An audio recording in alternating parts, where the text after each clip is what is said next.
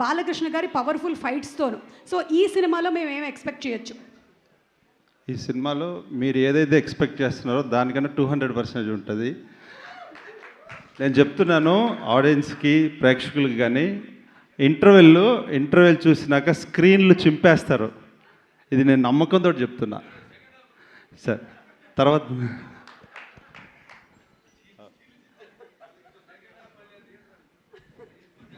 చెప్పండి వెంకట్ గారు. ఇంకోటి ఏంటంటే ఈ యాక్షన్ కానీ ఇంత హ్యూజ్గా రావడానికి కూడా బాబీ అన్న ఇచ్చే ఫ్రీడమ్. ఒక టెక్నీషియన్కి బాబీ అన్న ఎలా ఫ్రీడమ్ ఇస్తాడంటే, అన్న నాకు ఇదేదో చిన్న డౌట్గా ఉంది అంటే చాలు, స్టాప్.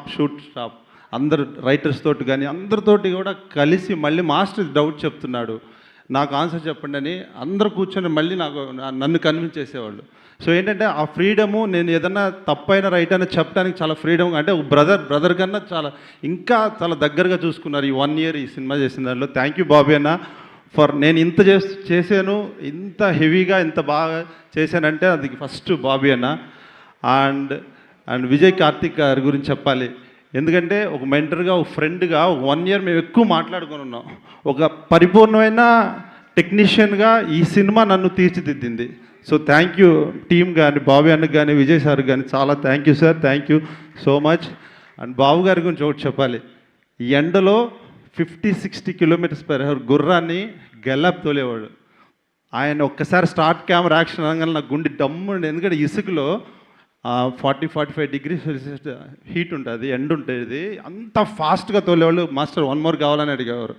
సో ఎక్కువ ఈ సినిమాలో ఏంటంటే నైట్స్ ఎక్కువ చేసాం. నైట్ చేస్తున్న 3:30-4 o'clock హార్స్ తోలేవాళ్ళు. 30-40 times ఎన్ని షాట్లు ఓకే అన్న తర్వాత 30-40 times గుర్రం దిగి మళ్ళీ వెళ్ళి కూర్చొని మళ్ళీ ఎక్కేవాళ్ళు అనమాట.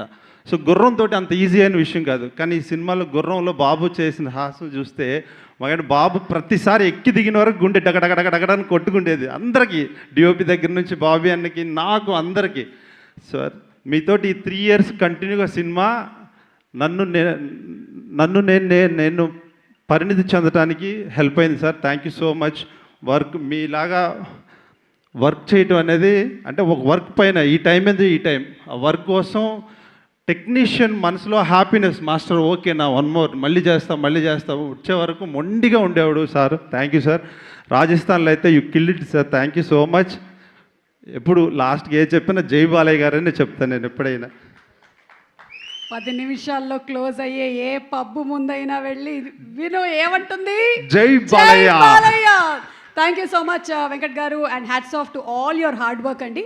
ఇక యుగంధర్ గారిని మాట్లాడవలసిందిగా రిక్వెస్ట్ చేస్తున్నాము సార్. ముందుగా జై బాలయ్యతో మొదలు పెడతాను.